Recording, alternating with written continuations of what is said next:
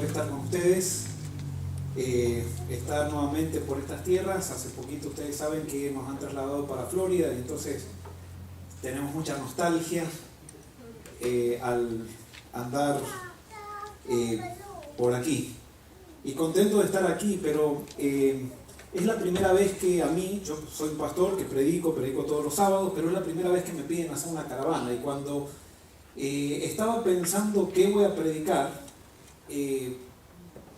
estaba inquieto y le pedí a Dios que realmente me diga qué es lo que tengo que predicar. Y entonces Él me mostró un pasaje y le dije: Señor, tan siquiera que lo que predique haga, y yo no le tengo que pedir eso a Dios porque yo sé que eso Dios lo hace, pero que haga impacto en alguna persona, que las personas lo necesiten. Y ya Dios ayer me contestó cuando estábamos predicando en la iglesia de Uruguay. Cuando terminamos, se acercó una dama que yo notaba que lloraba, y eso que yo no estoy contando historias para llorar ni nada por el estilo, pero que estaba llorando todo el tiempo. Entonces cuando salimos me dice: Pastor, quiero decirle que cada palabra que usted dijo fue para mí. Yo lo necesitaba. No me explicó por qué, pero evidentemente esta persona vino cargada, vino con muchos problemas el sábado y sintió que Dios le habló. Y eso es lo que hace la palabra de Dios. Dios nos habla a través de su palabra. Y por eso hoy espero que también Dios nos hable, me hable a mí y les hable a ustedes también a través de su palabra. Vamos a orar. Querido Señor, te pedimos ahora que al abrir tu palabra, tú puedas estar con nosotros, nos puedas hablar, nos puedas traer un mensaje que venga de ti y que podamos entender el plan que tú tienes para nuestra vida. Esto te lo pedimos y te lo agradecemos en el nombre de Jesús. Amén. Generalmente nosotros tenemos problemas y tenemos muchos problemas porque esta vida nos confronta con problemas y esos problemas generan ansiedad. Y la ansiedad que nosotros tenemos generalmente tiene que ver con cosas que tienen que ver con el futuro. Yo no creo que nadie hoy esté preocupado por algo que le pasó. Hoy quizás tiene una preocupación, pero dice: ¿y esto que me pasó hoy, cómo va a repercutir cuándo? Mañana. Y eso nos genera ansiedad, nos trae preocupaciones. Y hoy voy a leer un texto que es muy conocido, que ustedes lo han escuchado ya en muchos sermones, y me imagino que acá hay pastores que han predicado mucho sobre esto. Pero vamos a ver qué es lo que Jesús nos quiere decir con respecto a esto. Y hablamos la Biblia en Mateo capítulo 6, versículos 25 en adelante. Yo sé que esto quizás lo pueden repetir de memoria ustedes. Dice así: Mateo 6, 25 en adelante. Por tanto os digo, no os preocupéis por vuestra vida, qué habéis de comer o de beber, ni por vuestro cuerpo, qué habéis de vestir. ¿No es la vida más que el alimento y el cuerpo más que el vestido? Mirad las aves del cielo, que no siembran ni ciegan, ni juntan en graneros, y vuestro Padre Celestial las alimenta. ¿No valéis vosotros mucho más que ellas? Jesús quiere aquí, se encuentra con una realidad que es la misma realidad que nosotros tenemos. Uno de los grandes problemas de la sociedad actual del siglo XXI es el estrés, es la ansiedad. Es más, está comprobado ahora científicamente que el estrés y la ansiedad genera enfermedad. Y una de las enfermedades que más genera el estrés y la ansiedad son enfermedades del estilo de vida, como el cáncer y los problemas cardíacos. La mayoría de la gente muere por esas enfermedades. Quiere decir que el problema más grande que tenemos nosotros es el estrés y la ansiedad. Y Jesús utiliza ejemplos muy sencillos. Dice: fíjense, las aves del cielo, ellas no siembran, ni ciegan, ni recogen en graneros, no tienen Walmart, no tienen la tienda donde ir a comprar. Sin embargo, dice, Dios las alimenta. ¿No valen ustedes mucho más que ellas? ¿Por qué se preocupan? No se preocupen, dice Jesús. Ustedes valen mucho más que ellas. Y acá Jesús nos confronta con algo que nosotros como seres humanos nos cuesta muchísimo entender. Lo que más nos cuesta entender como seres humanos es que somos valiosos. Todos los problemas que tenemos dentro de la sociedad tienen que ver con problemas, los generan las personas que no se sienten valiosas. Los problemas que hay en la iglesia los generamos las personas que no nos sentimos valiosas. Cuando, por ejemplo, se hace una junta de nombramiento y no eligen a alguien que pensaba que iba a ser anciano, esa persona que se siente que no tiene valor si no la eligen, entonces cuando no lo eligen hace un problema. Nosotros tenemos problemas en los trabajos muchas veces cuando el jefe no nos da la importancia que nosotros pensamos que nosotros nos merecemos, porque sentimos que no valemos. Y Jesús sabía de eso. ¿Por qué sentimos que no valemos? Todos nacemos con un problema de pecado, que es un problema emocional. Y nosotros tenemos una cajita, se le dice, es una cajita en el cerebro que se llama memoria emocional afectiva. Para que una persona se sienta segura, una persona necesita sentir afecto desde niño, desde el mismo vientre de su madre. Y si una persona, cuando está en el vientre de su madre o cuando nace, no tiene ese afecto, comienza a dudar de su valor. Por ejemplo, una chica que quedó embarazada y que no quería quedar embarazada. Cuando está ese bebé en la panza, ya le transmite un rechazo. Cuando le da el pecho, después cuando nace, le transmite un rechazo. Y ese niño que necesitaba el cariño de su mamá, que necesitaba el amor de su mamá, se siente rechazado. Y entonces esa cajita de memoria emocional afectiva no se llena. Pero ¿cuándo se llena esta cajita de memoria emocional afectiva? Cuando nuestros padres nos dan cariño, nos dan amor.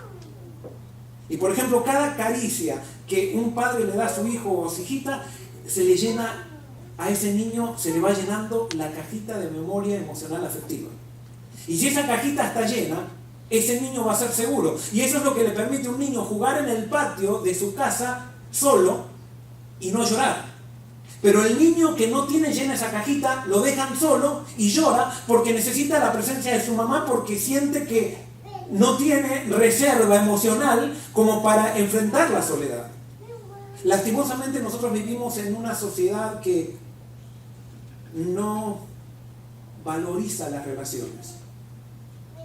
Y valorizamos más lo material que lo emocional.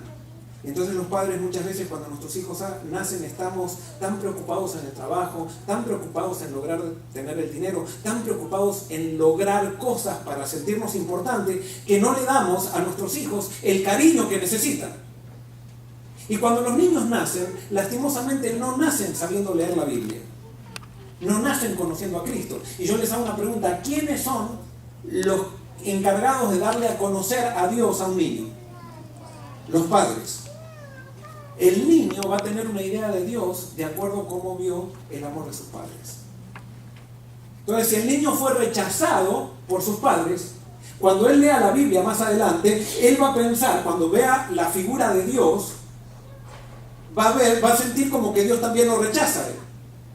Si el niño tuvo que comprar el amor de sus padres y el padre, por ejemplo, le decía: si tú no te sacas buenas notas, no eres mi hijo. El niño siente que tiene que sacarse buenas notas para comprar el amor de su padre. Entonces después, cuando lee la Biblia, siente que tiene que portarse bien para ganar el amor de Dios. Y así pasa con muchísimas personas. Satanás justamente lo que trabaja es para desvirtuar la idea de Dios. Y por eso en la Biblia es tan importante la familia y tan importante los padres. Ahora, nadie de nosotros puede decir que él tuvo un hogar perfecto. Y por eso todos tenemos problemas para encontrarnos con Dios. Y Jesús sabía de eso. Entonces Jesús quería decirlos le decía a las personas de allí, dice: no, ustedes tienen que saber que Dios, ustedes son valiosos para Dios. Es más, Dios puede, y eso no lo puedo entender, Dios puede darse cuenta cuando muere un gorrión. Es más, Dios, no sé cómo, pero Dios es el que le provee a las aves, les provee para que coman. Dice, ustedes, Jesús hace una pregunta, dice: ¿no valen ustedes mucho más que las aves? ¿Nosotros valemos más que las aves, sí o no? Sí, valemos más que las aves, pero ¿cómo sabemos que valemos a Dios más que las aves? Nosotros sabemos que valemos para Dios más que las aves, porque Dios hizo un sacrificio tremendo por nosotros que no lo hizo por las aves. Entonces el razonamiento de Jesús es: ¿cómo yo voy a hacer un sacrificio tan grande por ustedes y ahora los voy a dejar sin las cosas que no son tan importantes como la comida, el alimento, el vestido? No, yo les voy a dar todo. Solamente búsquenme, solamente pídanmelo y lo van a tener. Ustedes son valiosos. Este concepto era bastante nuevo para la gente. ¿Por qué? Porque la gente estaba acostumbrada, los paganos, estaban acostumbrados a que había que ganar con ofrendas el favor de Dios. Y si ellos no llevaban una ofrenda al templo, entonces Dios no hacía nada con ellos. Pero ahora Dios dice, no, tú no tienes que hacer nada, solamente tú, yo quiero que sepas que por el hecho de ser un ser humano, tú eres valioso para Dios. Y tienes que aprender a confiar en eso. Tienes que creer que eres valioso para Dios. Y como eso no es algo natural para ti ni para mí, tienes que creerlo. Tienes que tomar una decisión de creer. Porque alguien puede decir, pero yo no siento que soy valioso para Dios. Bueno, no es que acá no se trata de sentir, acá se trata de tomar una decisión de creer que soy valioso para Dios. Y debemos aprender a echar todas nuestras cargas en Dios. Y por eso la Biblia, cuando Jesús viene, Él revoluciona el mundo religioso, si podríamos decir, porque como les decía, los paganos estaban acostumbrados a ir a un templo donde había una estatua que no escuchaba, ni oía, ni se movía, pero ahora Dios dice, no, Dios es amigo, y miren, Dios se hizo carne a través mío, yo soy el Hijo de Dios. Aunque Jesús nunca lo proclamaba, Él trataba de que la gente entienda que Él era Dios hecho carne, que Él venía a mostrar quién es Dios. Y Él, cuando por ejemplo había alguien que necesitaba ser sanado, Él no le preguntaba, ¿y tú qué crees? Si crees lo correcto te voy a sanar, si crees lo incorrecto no te sano. No, Él no preguntaba ni credo, ni cultura, ni qué color era. Él simplemente, alguien tenía una necesidad y Él la solucionaba. Porque ese es Dios. Dios está para proveernos de lo que necesitamos. Y hoy tú puedes venir con una carga aquí. Yo sé que todos ustedes, y yo también, estamos preocupados por algo que tiene que ver con el mañana. Y hoy Jesús te dice, no te preocupes. Cree que eres valioso. Los apóstoles después enseñaron el mismo concepto, y en la Biblia está todo ese concepto. Vamos a Primera de Pedro, un versículo que es muy lindo. Primera de Pedro, capítulo 5, versículo 7. Dice, echad toda vuestra ansiedad sobre Él, porque Él cuida de vosotros. ¿Echad cuánto? Toda. ¿Qué es toda? Toda ansiedad sobre Él, porque Él cuida de vosotros. No necesitamos esperar algo grande, no, nosotros necesitamos, o sea, Dios dice, toda nuestra ansiedad podemos echarla sobre Él. Cualquier momento en que te sientes invadido por un problema, en cualquier momento que te sientes nervioso, en cualquier momento que sientes que no puedes solucionar algo, tú puedes ir a Dios y echar tu ansiedad sobre Dios. Y Él tiene cuidado de ¿quién? Tiene cuidado de ti. Tiene cuidado de ti. Y debemos creer eso.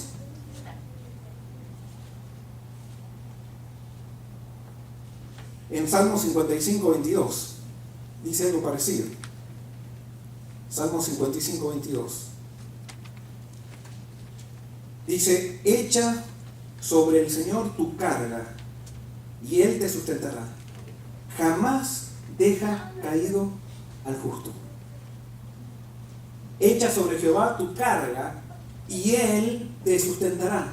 Jamás deja caído al justo. Acá no dice que el justo no va a tener caídas. Acá dice que Él, ¿qué va a hacer? Jamás va a dejar ¿qué?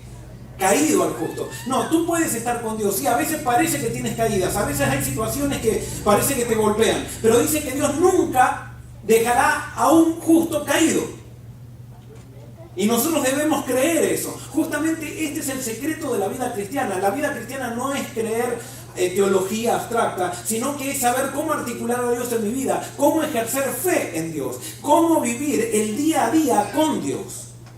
Y el gran problema de los cristianos es que no hemos aprendido a vivir el día a día con Dios. Nosotros pensamos que estar con Dios es venir a la iglesia una vez por semana, escuchar un sermón, definir una doctrina, dar una buena exposición si somos líderes de iglesia que tenemos que, pero no aprendemos a vivir con Dios en el día a día, en las cosas pequeñas.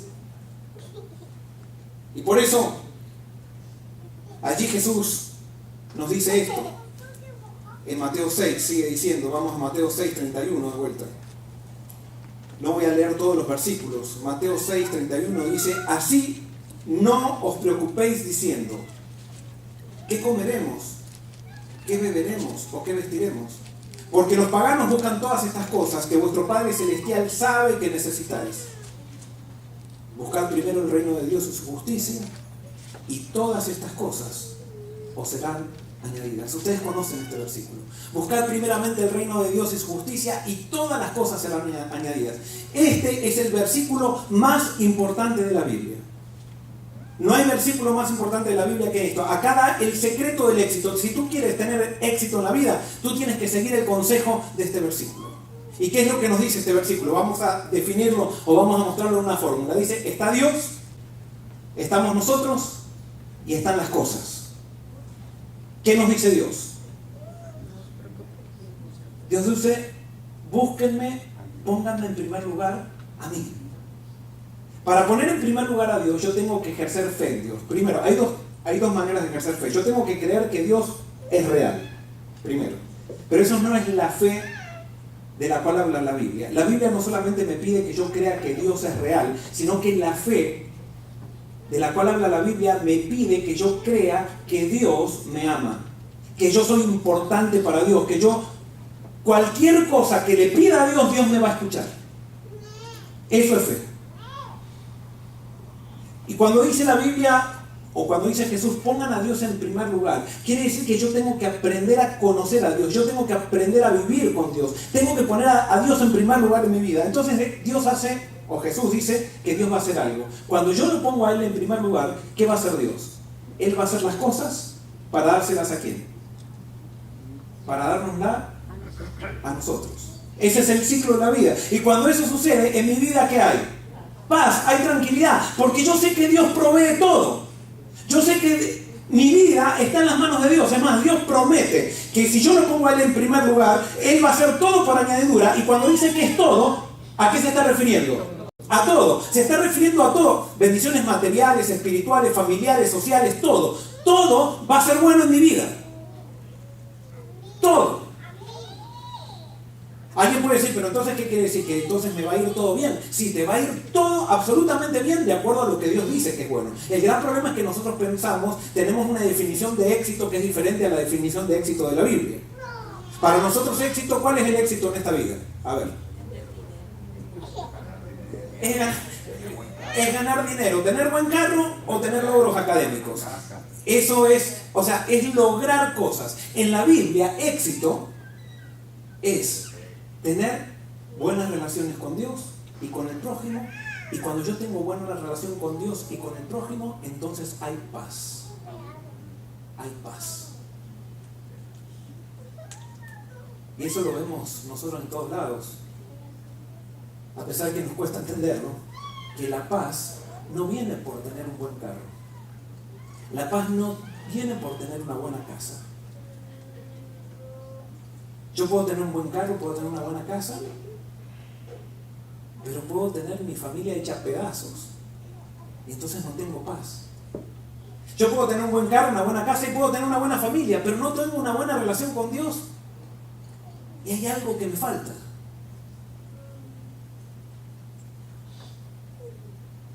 Yo puedo ser pobre y pensar que si puedo ser rico voy a tener felicidad, pero después resulta que por ahí soy rico y no tengo felicidad tampoco, porque no se trata de tener cosas. El éxito y la plenitud está en relaciones, está en encontrarme con Dios, y cuando me encuentro con Dios, Dios tiene un... Y eso es importantísimo, entender que Dios nos ama para poder amar. Y por eso la Biblia dice, Dios es amor, y el que no ama no ha conocido a Dios. O sea, solamente, y esto sí es una ley, solamente yo puedo amar con Dios. Ahora, este es el ciclo de la vida. Yo tengo que tener fe para poner a Dios en primer lugar y saber que Dios me va a dar las cosas, a pesar que muchas veces nosotros decimos, no, pero si yo pongo a Dios en primer lugar voy a perder las cosas. No, Dios te va a dar las cosas porque Él promete y Él no es mentiroso. Pero ¿qué es lo que trata de hacer? ¿Qué es lo que trata de hacer Satanás en nuestra vida? ¿Qué es lo que trata de hacer? Satanás en nuestra vida lo que trata de hacer es destruir la fe. Y entonces cuando se destruye la fe en nuestra vida, ¿qué es lo que hacemos? ¿Cómo? Dudamos. Y cuando dudamos, ¿de qué dudamos? Empezamos a dudar si Dios va a cumplir la promesa conmigo. Quizás la cumple con otro, pero no conmigo. Y entonces yo cuando empiezo a dudar de Dios, cambio el ciclo, comienza la ansiedad en mi vida y entonces yo ahora comienzo a buscar las cosas para después ir a Dios. Y empiezo a poner al trabajo antes que Dios, empiezo a poner a algo antes que Dios. Y cuando yo pongo algo antes que Dios, entonces de alguna manera se corta, se produce desorden en mi vida y se corta la relación con Dios. Esta computadora me cambió el orden de las cosas, eso estaba bien hecho, nada más que me descompaginó. Pero entonces, cuando mi fe se destruye, yo ahora comienzo a poner las cosas antes que Dios. Y eso produce desorden en mi vida. Y eso nos puede pasar a todos. Hay mucha gente que viene a la iglesia, pero Dios no es lo principal en su iglesia. Es más, hay gente que pone a la iglesia antes que Dios. Y por eso su vida está desordenada. Hay gente que pone al trabajo ante Dios, hay gente que pone a la familia antes que Dios. No, Dios dice, hay una sola manera de hacer las cosas bien, es poniendo a Dios en primer lugar, porque Dios está interesado en nuestro éxito, Dios está interesado en nuestro bienestar, Dios está interesado en que nosotros tengamos felicidad en la vida. Y sin Dios no se puede obtener felicidad. Eso es un principio. Lastimosamente, muy pocas personas entienden esto o están dispuestas a poner a Dios en primer lugar. Y por eso hoy Jesús quiere decirnos esto. Y fíjense, esto es tan importante, esto de poner a Dios en primer lugar. Vamos a la próxima. ¿Me puedes poner de vuelta la otra pantalla? Es tan importante este principio de que Dios tiene que estar en primer lugar. Fíjense que hay una sola parte de la Biblia que no ha sido inspirada por Dios. ¿Cuál es la parte de la Biblia que no ha sido inspirada por Dios? ¿Cómo? Muy bien, muchas gracias. Los 10 mandamientos es la única parte de la Biblia que fue escrita con el dedo de Dios directamente. No fue inspirada por Dios. Y en los 10 mandamientos nosotros tenemos el plan de Dios para nuestra vida. Ahora fíjense, el primer mandamiento, ¿qué es lo que dice? ¿Qué dice? No tendrás Dios. Es esto, es lo que dijo Jesús. No habrá nada, absolutamente nada, antes que yo. Tengo que estar yo en primer lugar y después van a venir las cosas. Y por eso nosotros muchas veces decimos, ¿cuál es el principal mandamiento? Y nosotros los adventistas decimos, el cuarto mandamiento. No, el cuarto mandamiento no es el principal. El primero es el principal mandamiento. Y por eso Dios lo puso primero. Es poner a Dios en primer lugar. Cuando yo esté dispuesto a poner a Dios en primer lugar en mi vida, como consecuencia voy a cumplir los otros 9. Pero yo puedo estar dejando de trabajar el sábado y no estar guardando los mandamientos. Es poner a Dios en primer lugar. Es Dios, no es ni guardar la ley, es poner a Dios en primer lugar. Porque la ley ha sido dada para que nosotros lleguemos a Dios, para que nosotros lleguemos a nuestro prójimo. No ha sido para ser guardada como un fin en sí mismo, sino que la ley ha sido dada para que nos relacionemos mejor con Dios y nos relacionemos mejor con el prójimo. Pero a Dios no le interesa que yo guarde la ley o que guarde los mandamientos. A Él le interesa que yo lo ponga a Él en primer lugar, porque Dios está interesado en que yo me relacione con Él, porque Él me ama. Él me ama. Jesús vino a salvarnos, ¿verdad? Nosotros decimos, ¿para qué vino a salvarnos? Para que tengamos ¿qué? Vida eterna. Y nosotros hablamos de vida eterna y que Jesús vino a darnos vida eterna. Jesús, ¿y por qué quiere Jesús tener vida eterna? Que tengamos vida eterna. Simplemente para que tengamos vida eterna estemos contentos. No, Jesús no concibe la eternidad sin nosotros. Él nos está dando vida eterna para encontrarse con nosotros, no simplemente para que tengamos una linda casa. La linda casa va a ser algo periférico en la tierra nueva, sino que lo importante somos nosotros. Y Dios quiere que entendamos eso, y vivir la vida eterna desde ahora es poner ya en primer lugar a Dios y creer que somos importantes para Él y que Él vive para nosotros y que nosotros entonces como consecuencia vivimos para Él. Tenemos al Dios Todopoderoso, Creador del universo, a nuestra disposición. Y eso tenemos que creerlo. Las personas que creen, son las que creen en esto, son las que hacen una diferencia en la vida. Las otras personas son simplemente personas que vienen a la iglesia, que estudian la lección, que hacen todo, ¿sí? Pero que no tienen esa motivación de tener al Dios del universo con ellos. Y Jesús quería que entendamos eso, y por eso Jesús se hizo carne, para mostrarnos que Dios está dispuesto a hacerse carne y caminar con nosotros al lado. ¿Qué significa poner a Dios en primer lugar? Poner a Dios en primer lugar significa, es muy simple, levantarme con Dios, desayunar con Dios, ir al trabajo con Dios. Y lo que no hago con Dios, no hacerlo. Lo que Dios no puede hacer conmigo, no lo hago. Y eso pasa en todas las áreas de la vida. Esto no es solamente para la persona que está viniendo nueva a la iglesia, es para las personas que están viejas en la iglesia. Porque a nosotros nos encanta cambiar a Dios por una doctrina, y Dios no es un credo, Dios es una manera de vivir. Y yo tengo que aprender a vivir poniendo a Dios en primer lugar. Yo como pastor tengo que aprender a vivir poniendo a Dios en primer lugar. Y a nosotros nos cuesta eso. Hace poco a mí, por ejemplo, me llamaron de aquí, de acá de Georgia, no, de Tennessee, que vivía, a Florida. Y parecía algo loco lo que me estaban pidiendo. Irme del lugar donde estaba contento. Había comprado una casa para ya quedarme, para jubilarme acá. Y sin embargo Dios me dijo: Joel, te estoy llamando. Me dio a entender. Y yo tuve que ejercer fe que Dios iba a proveer las cosas por añadidura, a pesar de que parecía es una locura. Y por eso cuando tú comienzas a poner a Dios en primer lugar, no es que la vida parece que, o sea, la vida comienza así a tener de éxito en éxito, no. A la vida a veces cuando Dios te está dirigiendo va por vericuetos que tú no entiendes, pero como tú estás seguro que estás con Dios y que Dios te está guiando, tú vas por fe y avanzas por fe a donde Dios te está guiando. Y muchas veces te preguntan: ¿y esto cómo? Es una locura. Acabas de comprar una casa, suponte.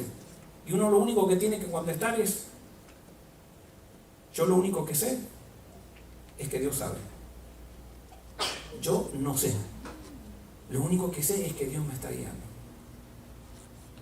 Y Dios quiere que nosotros estemos dispuestos a dar esos saltos de fe. Dios quiere que estemos dispuestos a jugarnos por Él. ¿Por qué? Porque esta sociedad va contraria a esto de buscar a Dios en primer lugar. Esta sociedad pone las cosas primero y el éxito es poner las cosas, lograr las cosas, y después, si me queda un rincón en mi vida, lo pongo a Dios. Sí, esas personas tienen éxito, reciben el aplauso del mundo, sin embargo esas personas, ustedes no van a ver esas personas felices. Díganme un multimillonario que termina diciendo: tuve una vida feliz, mi familia está unida. Sí, le hacen un funeral tremendo, pero terminan con vidas totalmente destrozadas, sin sentido. Vean los grandes artistas de la televisión. Terminan sus vidas de una manera totalmente desordenada. Sí, tienen el aplauso, pero no son felices. Y nosotros, a pesar de que sabemos que no son felices, seguimos tratando de imitar ese ejemplo porque pensamos que realmente la felicidad está en conseguir las cosas. Y Dios dice que no, la felicidad está en ponerlo a Él en primer lugar. Y las personas que aprenden a poner a Dios en primer lugar realmente encuentran verdadera felicidad. Fíjense, esto es tan importante. ¿Cómo comienza la Biblia? Díganme el primer versículo de la Biblia. ¿Qué dice? ¿Cómo? Muy bien. En el principio, ¿quién? Dios. Fíjense, el primer libro de la Biblia dice: en el principio, en primer lugar, ¿quién? Dios. Y después, ¿qué dice el versículo? ¿Creó qué? ¿Qué son los cielos y la tierra? Las cosas, ¿para dárselas a quién? Al hombre. En el principio creó Dios los cielos y la tierra, son las cosas para dárselas al hombre. Y el primer día del hombre, díganme cuál fue el primer día del hombre. El primer día completo del hombre, ¿cuál fue? Un sábado. ¿Para qué? ¿El sábado para qué era? ¿Para poner qué? Para poner a Dios en primer lugar. Y Dios le muestra todas las cosas. En el primer sábado que Dios creó, Dios le muestra todas las cosas al hombre para que el hombre vea que realmente Dios lo amaba y que Dios proveyó todo para que él pueda ser feliz. El primer día del hombre comenzó con descanso. Nosotros pensamos que tenemos que trabajar para descansar, y Dios dice: tú tienes que descansar para trabajar. Y por eso cuando los discípulos, Jesús los llamó, les dijo: miren, antes de ir y predicar, ¿qué tenían que hacer? Vayan a Jerusalén y esperen. Esperar el poder de Dios es misión también. Y nosotros no, nosotros queremos actividad, cosas. Y no quiere decir que no vamos a hacer actividad. Pero todo tiene que comenzar ¿con qué? Con Dios. Y por eso, en el principio creó Dios los cielos y la tierra. Todo verdadero principio comienza ¿con quién? Con Dios. Y tú debes aprender a poner a Dios en primer lugar. El gran problema que tenemos nosotros es que A veces pensamos que Dios está buscando que alguien esté bien para estar con Él, que lo tengo que buscar, tengo que ponerlo a Dios en primer lugar porque yo estoy bien. Pero fíjense, dice, ¿y la tierra cómo estaba? Cuando Dios, en el primer ciclo, dice, en el principio creó Dios los cielos y la tierra. ¿Y la tierra cómo estaba? Desordenada y vacía. La tierra estaba desordenada y vacía y Dios quería ordenar la tierra para el propósito que Dios tenía. Y entonces la creación no solamente me quiere mostrar, el relato de la creación de Génesis 1, no solamente me quiere mostrar que Dios es el creador del universo, sino que me quiere mostrar que Dios tiene capacidad y poder para crear el desorden que hay en mi vida. Y por eso, ¿qué hacía Dios para crear? El primer día, ¿qué hizo? La luz. Dice, y Dios dijo, y fue la luz. Y vio Dios que la luz era ¿cómo? Era buena. Y el segundo día, ¿qué hizo Dios? La expansión. Creó la atmósfera. Y dice, ¿y vio Dios qué era? Les hago una pregunta. ¿Dios no tenía poder para crear todo en un día? ¿Sí o no? ¿Pero por qué lo hizo en 7 o en 6? ¿Por qué? Porque Dios quería mostrarnos que Él actúa por procesos. Y que no tenemos que estar ansiosos por terminar un proceso. Solamente tenemos que estar seguros que estamos en las manos de Dios.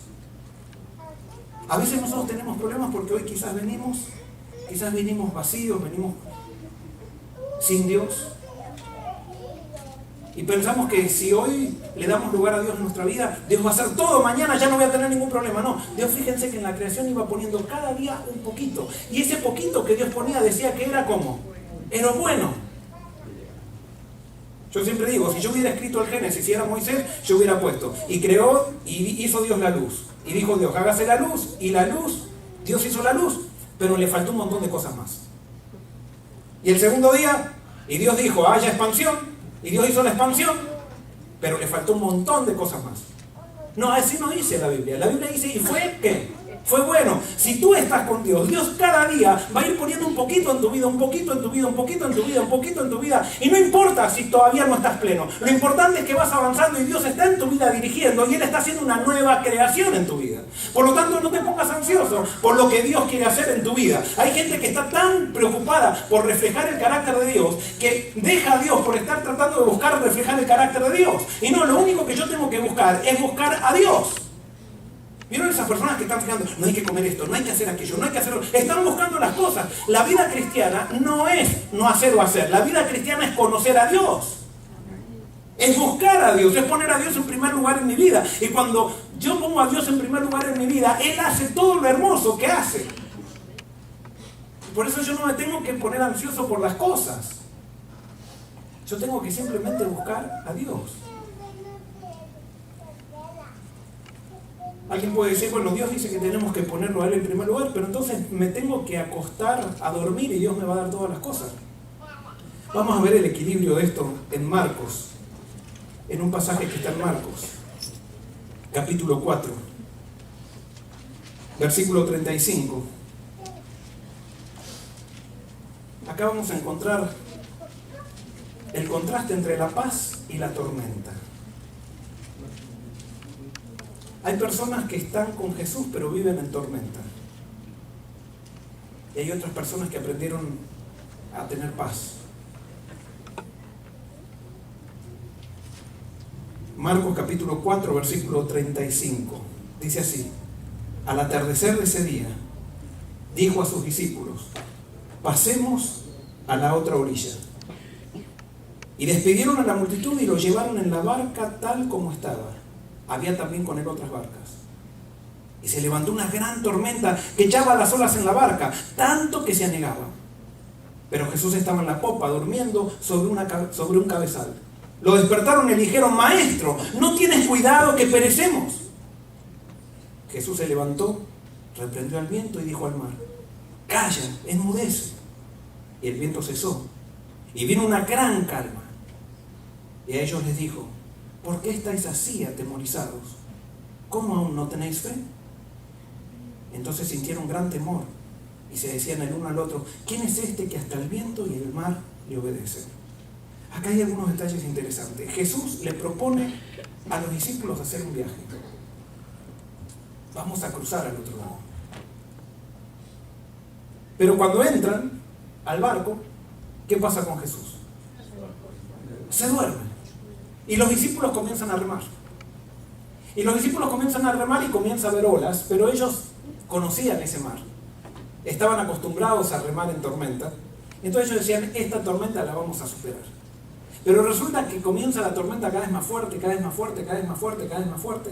Y llega un momento que ellos se empiezan a dar cuenta que ya las fuerzas no le dan.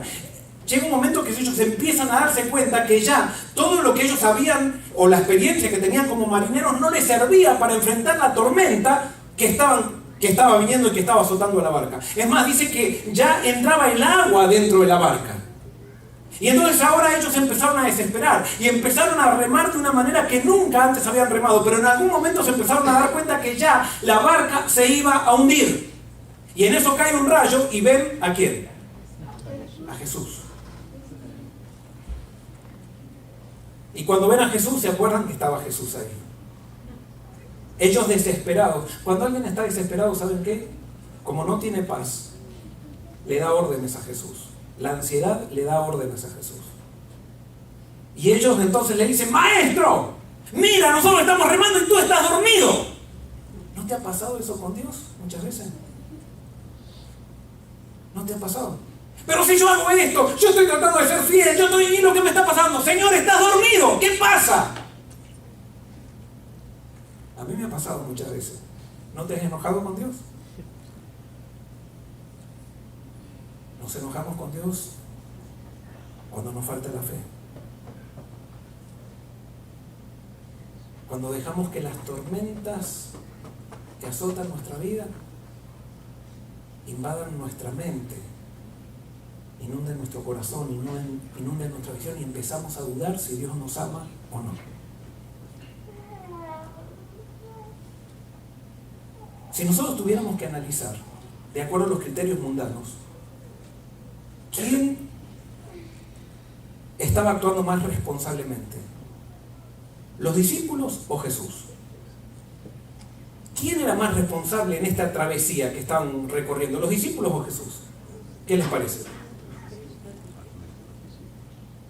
Si yo lo veo así, los discípulos eran mucho más responsables. O sea, los discípulos ¿qué estaban haciendo? Estaban remando y estaban remando fuerte porque ¿qué estaba pasando? Había una tormenta. Y entonces, pero resulta que había una tormenta y había el que los había invitado al viaje, el que había dicho que iban a cruzar para el otro lado. Ellos no habían tenido la idea. La idea había sido de Jesús, pero Jesús ahora está en medio de la tormenta. ¿Cómo está? Durmiendo. No, Jesús no es responsable. Yo si fuera un padre de los discípulos, yo diría, miren, a este maestro no lo sigan, porque los mete en líos y él después durmiendo y ustedes remando. ¡Qué irresponsabilidad tan grande! Es que así ve el mundo las cosas. El mundo ve en las obras, en el trabajo, ve la responsabilidad. No, en el mundo de la Biblia, en el mundo de Cristo, la responsabilidad pasa en estar conectado con Dios. Y cuando yo estoy conectado con Dios, todos los resultados los dejo en las manos de Dios. Yo hago lo que me toca. El problema no era que los discípulos también tenían que dormir. Jesús los invitaba a cruzar al otro lado y ellos ¿qué era lo que tenían que hacer? Ellos tenían que remar. Si los discípulos hubieran estado cansados, ¿quién hubiera remado? Estoy seguro que Jesús hubiera remado. Pero el problema es cuando tú remas con desesperación. Remar tenemos que remar. Porque Dios no va a llevar sola la barca al otro lado. Tenemos que colaborar con Dios. Tenemos que remar, pero no nos podemos desesperar. Y no podemos dejar de remar simplemente y empezar a pensar que nos vamos a hundir. Porque empezamos a pensar que nos vamos a hundir cuando empezamos a dudar si Dios está con nosotros o no. Y la Biblia dice que Dios siempre está con nosotros, que jamás dejará caído al justo. Él dice, echa todas tus cargas sobre Jehová, porque Él tiene cuidado de ti. Entonces nosotros tenemos que creer en eso. Y hoy yo no sé con qué carga tú vienes aquí, pero tú tienes que creer que Dios toma tus cargas y que Él no te va a dejar solo en ese problema que tienes. Ahora sí, lo que te quiero decir es, ¿está Jesús en tu barca? Porque hay dos maneras por las cuales tú te puedes estar desesperado. Una es porque Jesús no está en tu barca. Y si Jesús no está en tu barca, yo te puedo decir que sí te vas a hundir. Pero si Jesús está en tu barca, puede ser que las olas azoten, puede ser que los rayos caigan, puede ser que el viento sople, Puede ser que las olas entren dentro de la barca, pero tu barco no se va a hundir. Eso lo prometió Jesús. Y tú tienes que creerlo. En creer eso está tu diferencia. Está la diferencia. En creer eso está la diferencia en mi vida. No crean que porque yo estoy predicando esto no tengo tormentas en mi vida. No crean que porque yo estoy predicando esto a mí no me falta la fe por momentos. Y por eso, por suerte, Jesús está en mi barca, eso sí. Nunca me he hundido.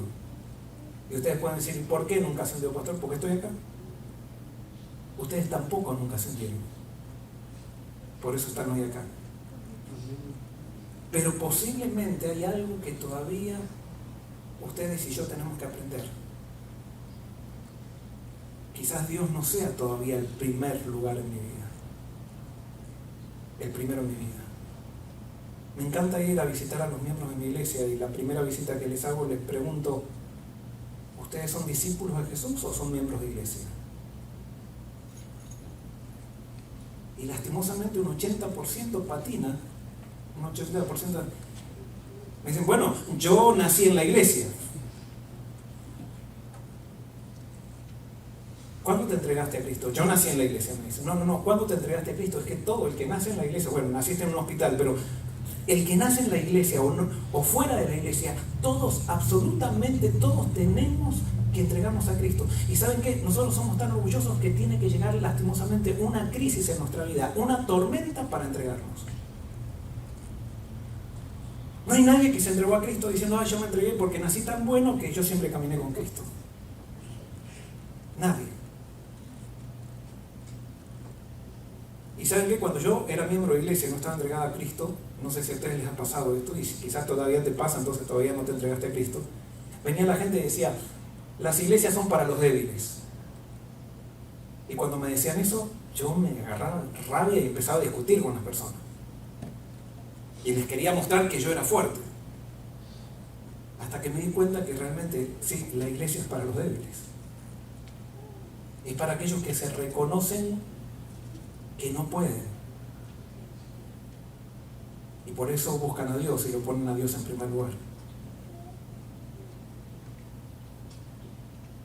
Por eso nosotros tenemos que aprender a poner a Dios en primer lugar. Si hay muchas cosas en nuestra vida en las cuales Dios no está, muchas cosas, quiere decir que quizás no estamos poniendo a Dios en primer lugar. Puede haber tormentas, pero Dios trabaja en todas las áreas de tu vida, no solamente en un área, en todas las áreas de tu vida. Y eso es lo que quiere hacer Dios. Dios quiere solucionar tus problemas. Quiero simplemente contarte el caso de Carlos y Mirta. Porque a veces los problemas también nos hacen sentir de que Dios, como les decía, Dios no está con nosotros. Un día yo era instructor bíblico, me dieron un papelito y me dijo un dentista, ve a visitar a estos amigos míos que ellos necesitan una visita.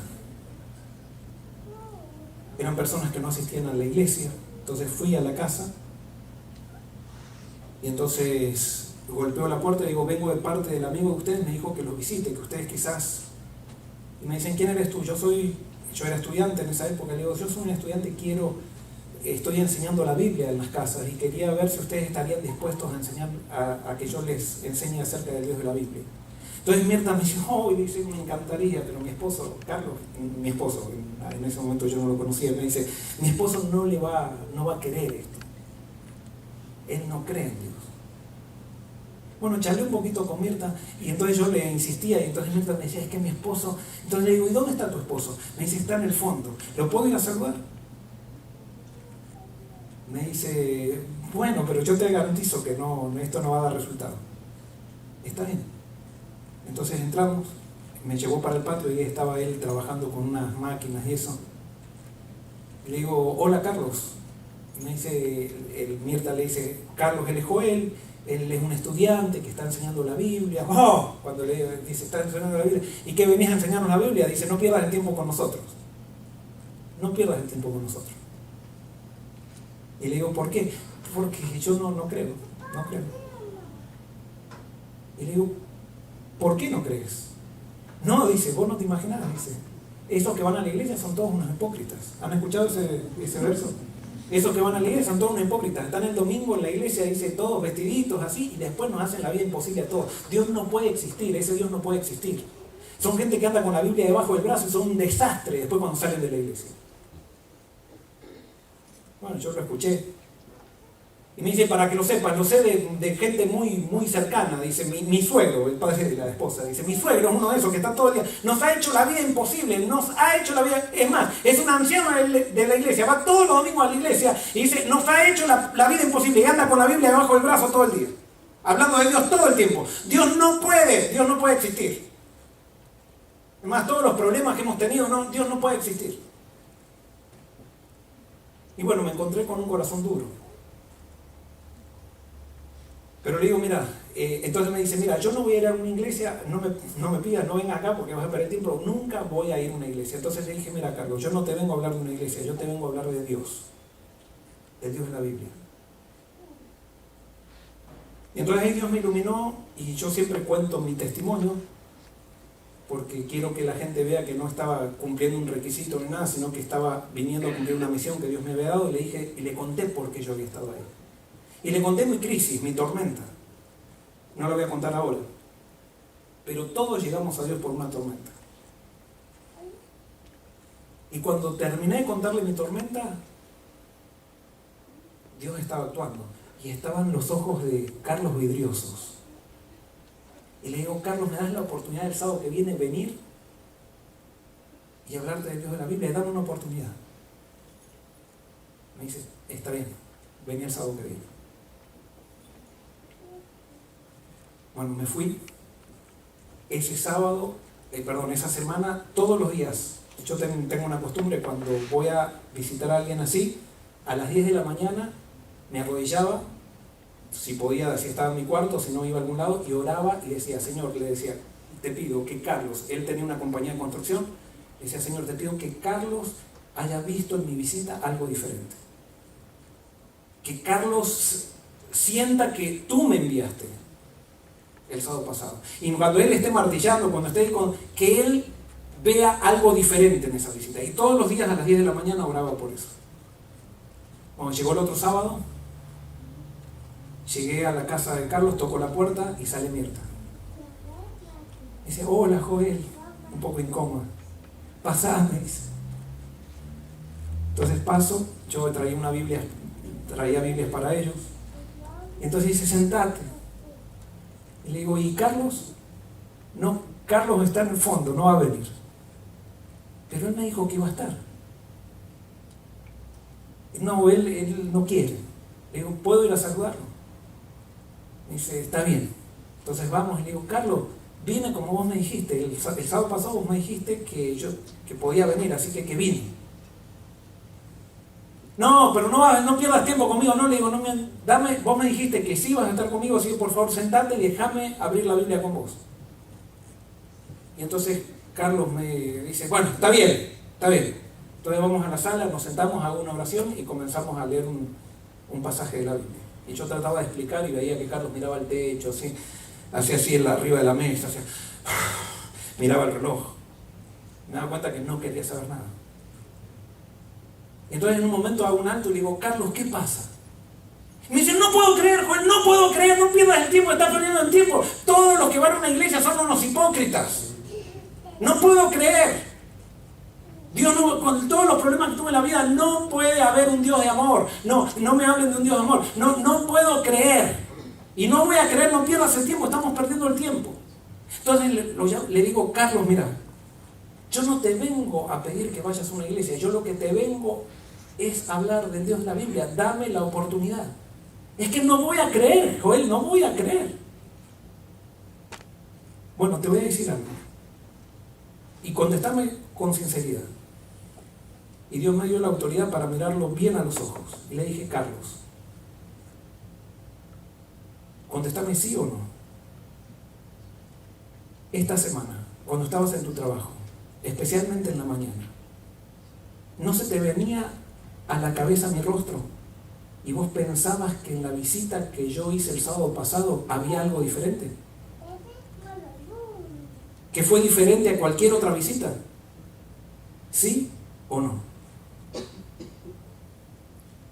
Sí. Y Carlos, ¿no estuviste inquieto toda la semana pensando en esa visita y en este sábado que tenías una incomodidad tremenda porque yo iba a volver? ¿Sí o no? Sí, es verdad. No sé por qué, pero estuve pensando toda la semana. ¿Sabes, Carlos, por qué? Porque yo toda la semana le estuve orando a ese Dios que vos no crees, que es mi Dios, para que te inquiete. Y para que vos comiences a darle una oportunidad a Él en tu vida. Él tiene un plan para vos. Simplemente déjame que yo te muestre a Dios de la Biblia. Dame 5 estudios. Déjame venir 5 veces acá. ¿Me dejas venir el sábado que viene? Está bien, volvé. Y me fui. Y ahora oré de vuelta a las 10 de la mañana todos los días. Pero ahora volví el sábado que viene. Y el sábado que viene, ahora Carlos me estaba esperando. Nos sentamos. Le hablé del primer estudio. Le hablé de poner a Dios en primer lugar. Le dije lo que era la fe. Que la fe no era un sentimiento. Y estábamos en el cuarto estudio. Ya pasaron 4 sábados. Y cuando estábamos empezando el cuarto estudio me dice: Joel, mira, yo no sé qué está pasando, pero yo ya le dije a mis amigos, el sábado a las 6 de la tarde nadie me moleste, yo tengo una cita. Yo tengo una cita acá con vos. Y ¿saben? Yo no sé lo que me está pasando. Dice, pero esto, o sea, es como que lo estoy disfrutando. Y me dice, es más, en la semana estábamos yendo hacia un lugar con el trabajo, con mis empleados en la camioneta, y dice, y en eso reventó la goma. Y todos mis empleados me conocen bien, cuando a mí hay algo que me saca del programa, yo me vuelvo una fiera. Y entonces, generalmente cuando me pasan esas cosas, empiezo a decir rosarios, y empiezo a decir un montón de cosas, o sea, un montón de malas palabras y todo lo demás. Y cuando se rompió la camioneta, todos se pusieron en tensión, mirándome a mí. Y le dije, bajemos, vamos a arreglar la goma.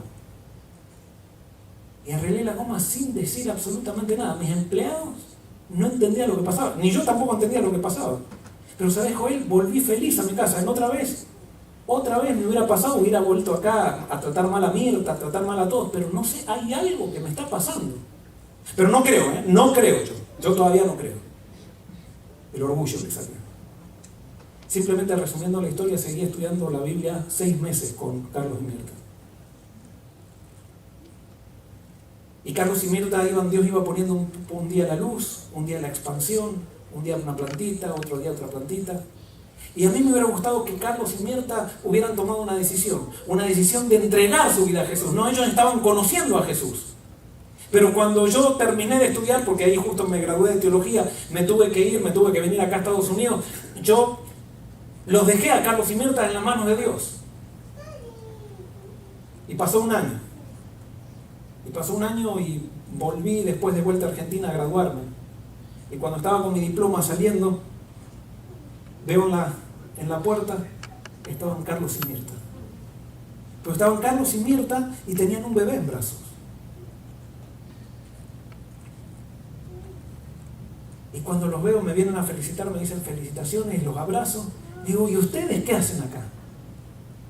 Joel me dice, somos hermanos, nos entregamos a Cristo. Y acá está la evidencia. Y me muestran el bebé. Y dice Joel, Mirta quedó embarazada poco tiempo después que vos te fuiste. Pero cuando el embarazo iba de 3-4 meses, el embarazo se complicó. Y el doctor nos dijo, ¿es el bebé o la madre? Y yo por supuesto dije, la madre. Pero Mirta dijo, no, es el bebé.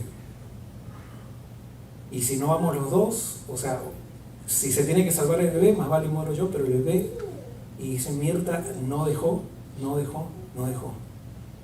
Y decidimos ponerlo a Dios en primer lugar. Le entregamos nuestra ansiedad a Dios, le entregamos nuestro problema a Dios. Y acá está Mirta, y y el bebé. Y nosotros somos tus hermanos. Ellos tomaron una decisión por Dios.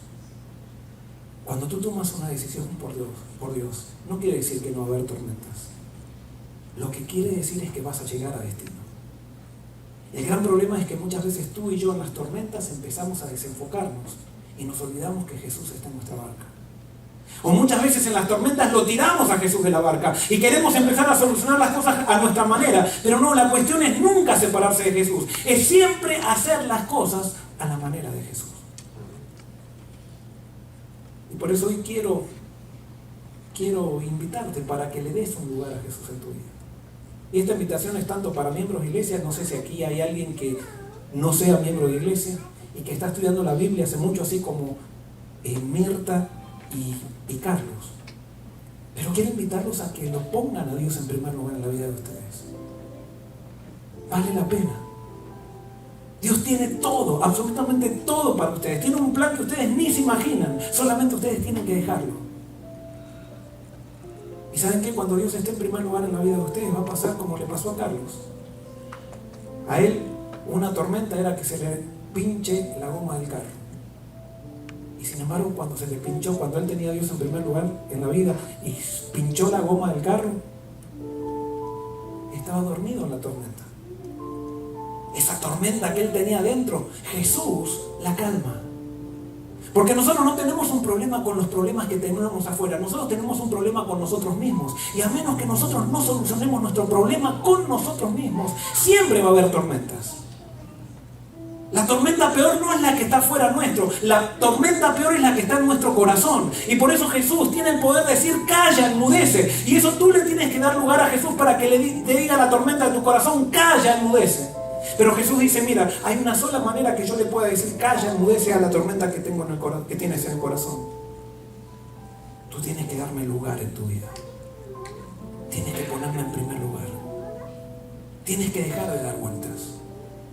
Tienes que de alguna vez arrojarte en mis brazos y jugarte por mí. Y tú preguntas, ¿pero qué va a pasar si yo me entrego? ¿Qué va a pasar con mi trabajo? ¿Qué va a pasar con mi esposo? ¿Qué va a pasar con esta situación? Yo te daré todo por añadidura. No te prometo que no vas a tener tormentas, pero te prometo que vas a llegar a destino. No te vas a hundir. Quisiera decirle hoy sí a Jesús. Pero especialmente quiero darle oportunidad, yo no sé si hay, pero quiero darle oportunidad a las personas que quizás todavía no han dado su paso, ese paso que, hay un paso que tenemos que dar todos, que es cuando nosotros decidimos entregar nuestra vida a Jesús. Jesús dice que hay que demostrarlo por medio del bautismo. Y Jesús hoy quiere que tú des ese paso. Porque no es simplemente decidirlo así, secretamente. Tiene que llegar un momento que yo lo tengo que hacer público eso. Así como cuando estás enamorado o una chica está enamorada de su novio o un novio de su novia, si realmente tiene verdadero amor, tiene que jugarse y decir, no sé qué es lo que va a pasar en el futuro, pero yo amo y yo doy este paso y me caso. Bueno, Jesús ha decidido que así sea con el bautismo. ¿Habrá alguien en esta tarde o en esta noche que quiere decirle a Jesús, yo quiero dar ese paso? ¿Puedo ver su mano? ¿Hay alguien hoy que levantó una niña en la mano? No sé si será la niña que ha levantado la mano porque la madre tiene que levantarlo, no sé, y eso solamente Dios lo puede decir. Y yo no vengo acá para presionar, vengo para invitar. Dios me mandó para esto. Yo le voy a pedir a Marley que ella cante un canto. Y mientras canta un canto, te voy a pedir que, si tú sientes que Jesús te ha dicho algo, no dejes pasar esta oportunidad. Es la oportunidad de que empiece la paz en tu vida. Es la oportunidad de que ahora comiences a enfrentar tus tormentas con Jesús. No pierdes nada. Ganas todo. Absolutamente todo. No, es que yo creo que después me tengo que empezar, no sé si me voy a portar bien. Es que Jesús no te pide que te portes bien. Él te pide que estés con Él. Cuando estés con Él, Él te va a dar la fuerza para hacer lo que tienes que hacer. El gran problema es que ahora tú piensas que no puedes por el hecho de que no le has dado lugar a Jesús. Pero una vez que le das lugar a Jesús, Jesús hace en ti, lo dice la Biblia. Él produce en ti el querer como el hacer. Y Él sabe que somos polvo. Escucha, a Marlene, y si quieres que Dios haga una diferencia en tu vida, te pido que vengas aquí. A mí me gustaría orar contigo. Yo voy a estar orando y ojalá que cuando termine la canción yo pueda tener una oración contigo. Like peering through a window, blurred with rain, emotions run together in a flood of doubt and pain. We prayed as best we can now. We must leave it in His hands. Yet I know when my eyes fail to see,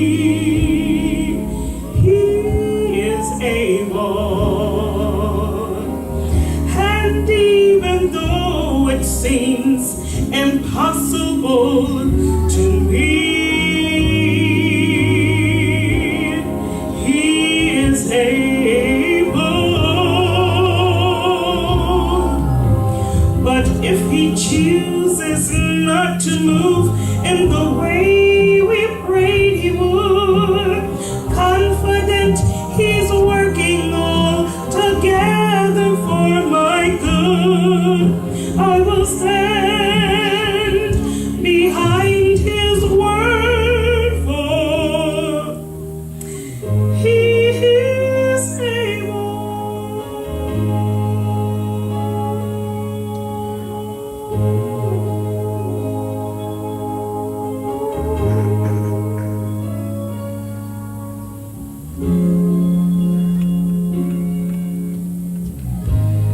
Questions seem to haunt us night and day. We ask, how could God allow my heart to be torn this way? Does He listen when I call? Or is He even there at all? Yet I know when my eyes fail to see, He is able. And even though it seems so impossible to me and to me, He is able. If He chooses not to move in the way we prayed that He would,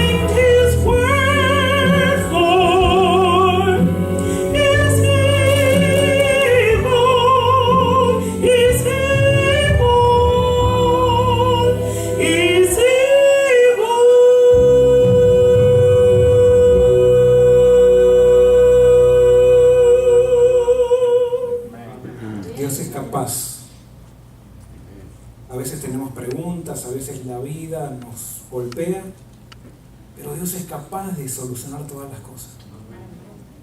A veces lastimosamente preferimos seguir solos, enfrentar la vida solos y no dejar que Jesús suba a nuestra barca.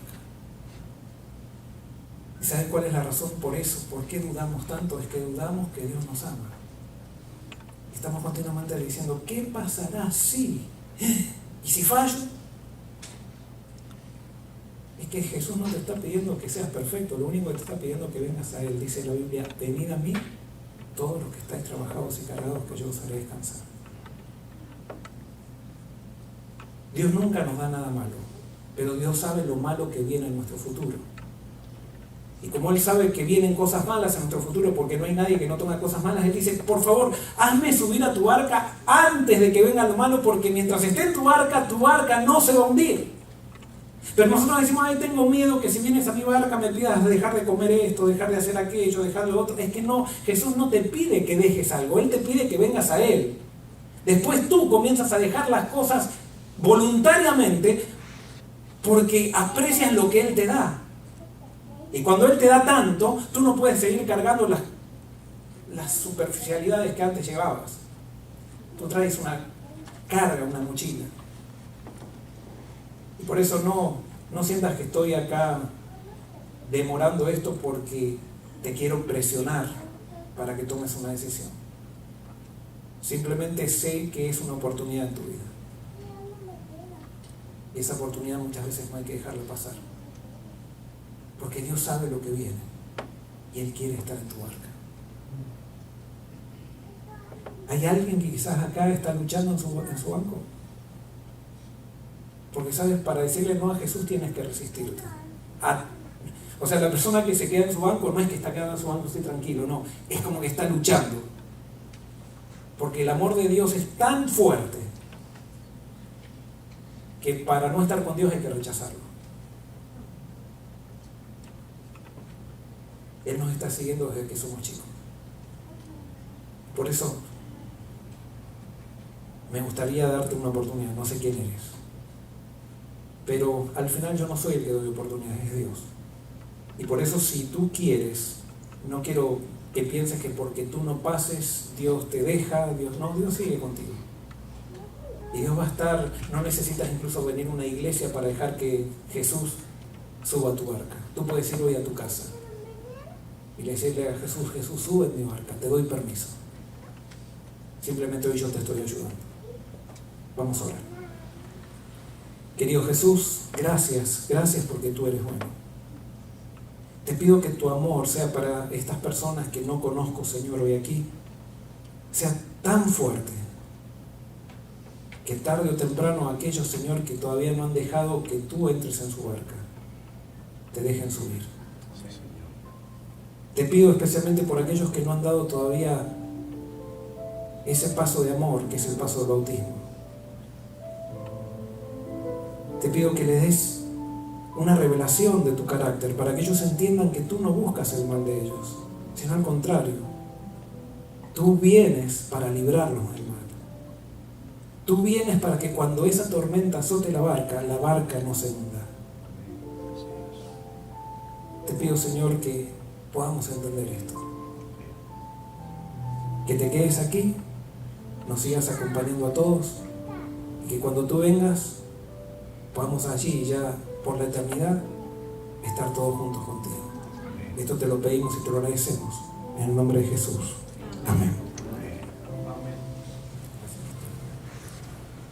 Bien, ¿cuánto le agradecen al pastor Joel Barrios? Él al principio comenzó diciendo que